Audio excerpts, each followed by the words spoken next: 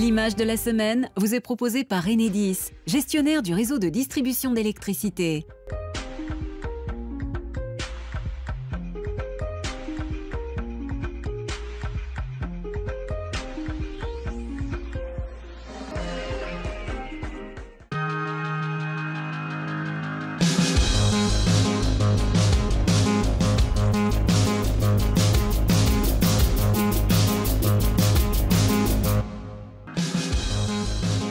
Le casque, c'est quand même ce qui protège notre organe vital, la tête.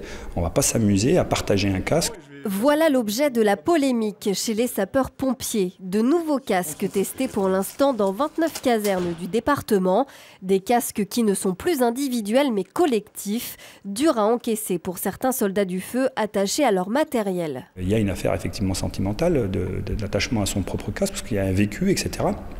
Mais on va au-delà, c'est-à-dire qu'on ne peut pas réaliser des économies sur tous les tableaux. À un moment, il faut faire un effort et dire si on veut renouveler les casques, eh bien, on a déjà fait une économie sur la masse qui a été achetée. On ne va pas faire non plus une économie sur une dotation à 1 pour 4. On pourrait décliner cette façon de penser aux Rangers, aux pantalons, etc. À quel moment ça s'arrête ? Ces pompiers en colère évoquent aussi des problèmes sanitaires inhérents à ce nouvel outil à partager, crainte balayée par l'état-major. Bien sûr, il faudra prendre des précautions sur l'hygiène de ces casques. Ça, on sait déjà faire, puisque une grande partie de nos matériels et nos équipements de protection individuelle aujourd'hui sont à dotation collective. Je ne prendrai que l'exemple de l'appareil respiratoire isolant que mettent les pompiers lorsqu'ils rentrent dans un feu. C'est une dotation collective dans l'engin d'incendie. Le casque de pompier représente autre chose que le simple casque, mais je crois que ça fait partie aussi de la modernité des choses. Il faut savoir aussi évoluer. Ce nouveau casque, moins cher à produire que le précédent, est donc en test chez les pompiers volontaires depuis début juillet. Il devrait arriver chez les professionnels d'ici fin 2019.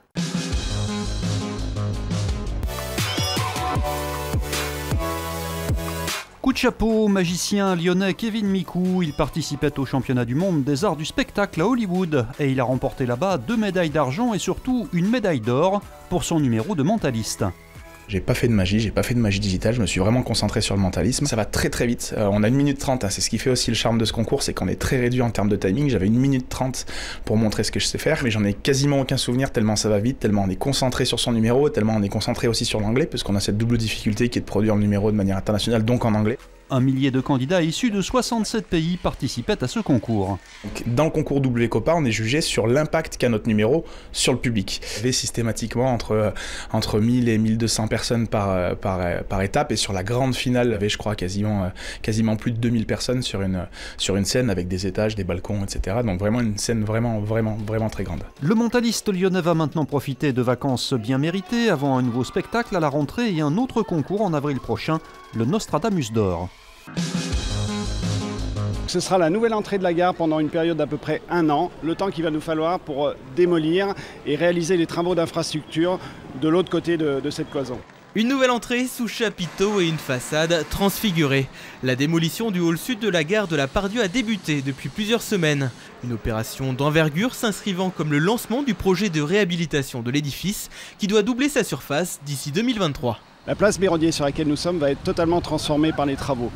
La gare elle-même va être dans un premier temps détruite pour être reconstruite et se prolonger jusque sur l'avenue Pompidou. Avenue Pompidou qui verra une galerie avec de nouveaux accès au quai. Mais l'un des plus gros défis de ce chantier était surtout d'assurer la continuité de l'exploitation de la gare qui voit défiler chaque jour près de 120 000 voyageurs et même plus en cette période de vacances estivales. Dans la gare elle-même, nous avons débuté les travaux il y a près d'1 an et demi par des relogements de services qui sont affectés par les travaux de démolition et de construction qui sont à venir. Nous adaptons en permanence pendant les phases travaux l'information voyageur, le guide, la signalétique pour guider au mieux les clients dans la gare.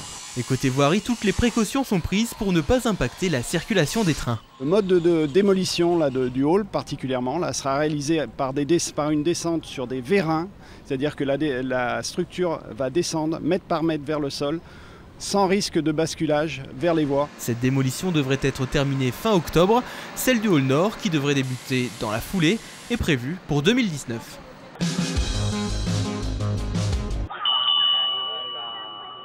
Le parc de la Tête d'Or est un parc très fréquenté, on compte jusqu'à plus de 3 millions de visiteurs par an. Et donc on est face à une forte fréquentation en face duquel l'offre ludique jusque-là était de 4 aires de jeu qui étaient vieillissantes. 2 nouvelles aires de jeu pour les enfants ont été installées au parc de la Tête d'Or. L'une pour les 6-12 ans près de la porte Nord et une autre pour les petits de 3 à 8 ans situés près de la porte Tête d'Or. Sur l'aire des plus petits, l'idée était de privilégier la motricité et l'imaginaire. Et sur l'aire des plus grands, de plus développer le challenge, le défi à travers des activités physiques, un peu du style acrobranche. Le tout étant de rester dans l'esprit du parc, qui est donc une vocation naturaliste et pédagogique. C'est pour ça que le bois est au centre de toute la réflexion. Le revêtement de sécurité au sol a notamment été réalisé à base d'écorce broyée. Coût total pour ces 2 aires de jeu, 650 000 €.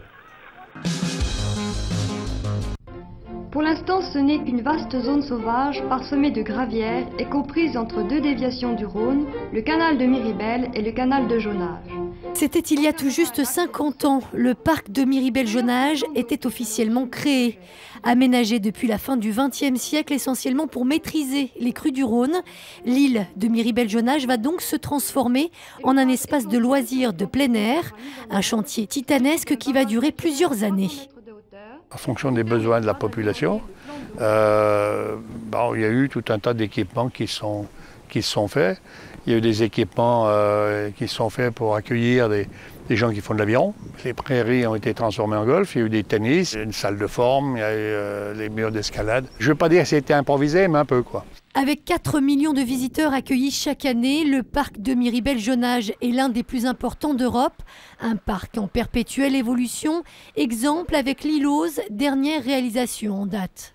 On a une ruche pédagogique, il y a une centaine d'insectes pollinisateurs, il n'y a pas que les abeilles. On a une loutre, on a des castors. C'est un site pédagogique sur la nature avec un axe un peu plus marqué sur l'eau. En 50 ans, le parc est devenu un lieu incontournable pour les habitants de l'agglomération et il est même aujourd'hui un peu victime de son succès. Quand vous avez une affluence de 40 000 à 50 000 personnes sur le Grand Parc, ça équivaut à une présence de près de 17 000 voitures sur le parc. Donc ça pose aussi un certain nombre de problèmes en termes de sécurité, d'accès. Là, ça c'est véritablement un enjeu pour le futur. Autre enjeu pour le parc, en plus de la préservation de la biodiversité, rester un lieu à vocation sociale. Une offre culturelle plus vaste devrait notamment être développée dans les prochaines années. Pour ces 50 ans du parc de Miribel, la rédaction vous propose une série de reportages. On commence ce soir avec le coin du parc où se retrouve la communauté asiatique. On vient ici, c'est pour la pétanque et on voit des amis pour faire les barbecues et tout, voilà. Pour s'amuser, pour réunir mes compatriotes là. Tous les Cambodgiens, ils viennent ici. Nous, habiter en appartement, quand il fait chaud comme ça, on vient ici pour s'amuser. Et il y a bien sûr les interminables parties de jeu. Un chroniqueur lyonnais disait que le parc de Miribel-Jonage était le plus grand casino de la région Rhône-Alpes. On sait qu'il y a du jeu, si vous voulez, des jeux d'argent. Nous, c'est à la police, en fin de compte, de savoir s'il y a ces jeux d'argent. On sait qu'il y en a. En même temps, ce sont des gens qui sont aussi entre eux, quelquefois dans des enceintes un petit peu privées. Mais ce n'est pas un problème pour nous. Il y a aussi désormais le nouveau village Mekong où l'on peut déguster les spécialités de l'Asie dans un cadre largement amélioré.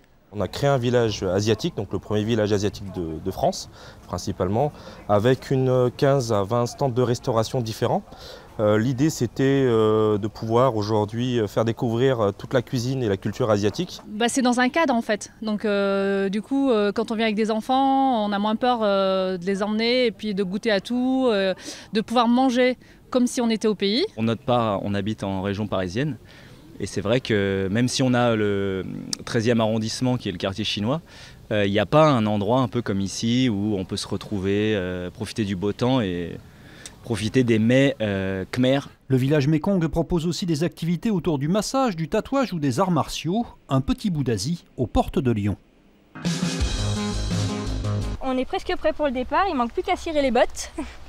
Suite de notre série à l'occasion des 50 ans du Grand Parc de Miribel-Jonage. Ce soir, gros plan sur la brigade équestre. Ivan et Mathieu sont tous les deux gardes à cheval et assurent ainsi la surveillance du parc. Elle sur Vegas et lui sur Lancelot. C'est notre vedette. Lancelot, c'est pas compliqué, c'est un vieux de la vieille, là ça lui fait 15-16 ans. Donc il est rodé au taf, c'est la 2e saison qu'il fait avec nous. Il est calme, toujours volontaire et assez patient, donc c'est vrai que c'est un bon binôme de patrouille. Celui-là, il est un peu jeune et il accepte pas toujours très bien le mort. Donc une fois qu'il l'a dans la bouche, il n'y a pas de souci. Mais au début, il aime pas trop. Une fois les bêtes harnachées, les cavaliers patrouillent plusieurs heures dans la zone fermée à la circulation. Tous deux préviennent les manquements au règlement, allant des feux au sol aux baignades dans le plus simple appareil. S'il vous plaît, monsieur! Si des rappels à l'ordre sont donc parfois nécessaires, les rondes à cheval restent très bien perçues par les visiteurs. Ça me rassure de voir que c'est surveillé un minimum. Lui, il n'a pas peur en tout cas. On les avait déjà vus en plus la dernière fois, mais ils nous avaient pas parlé, je crois que c'est pas les mêmes personnes. Ils avaient tracé, donc ça fait plaisir de voir des gens parler avec nous.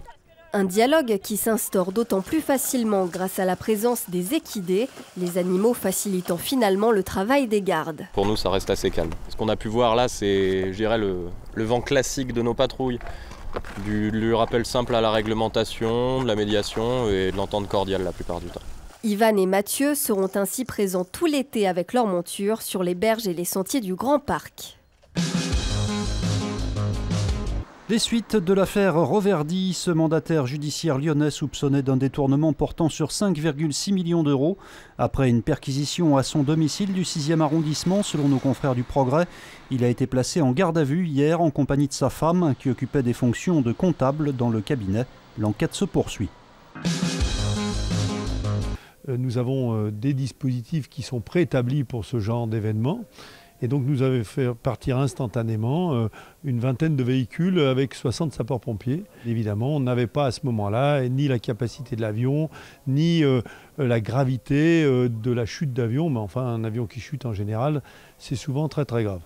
Un avion de tourisme s'est écrasé hier soir sur une entreprise à Dessines. Les pompiers n'en reviennent toujours pas. Le pilote et le copilote n'ont été que légèrement blessés.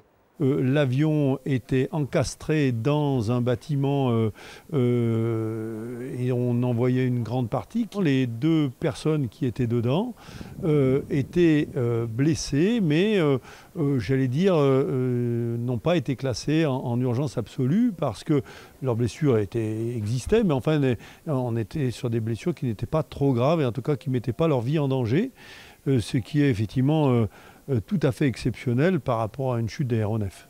C'est peut-être la capacité de déformation des murs du bâtiment qui a permis d'éviter le drame.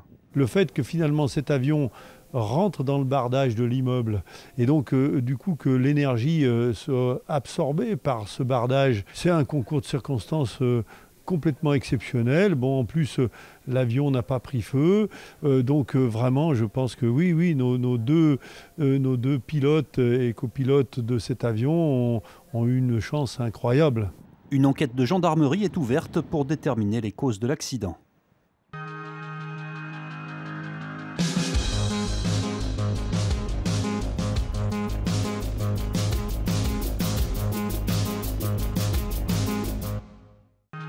L'info continue sur TLM.tv, les réseaux sociaux et le fil info.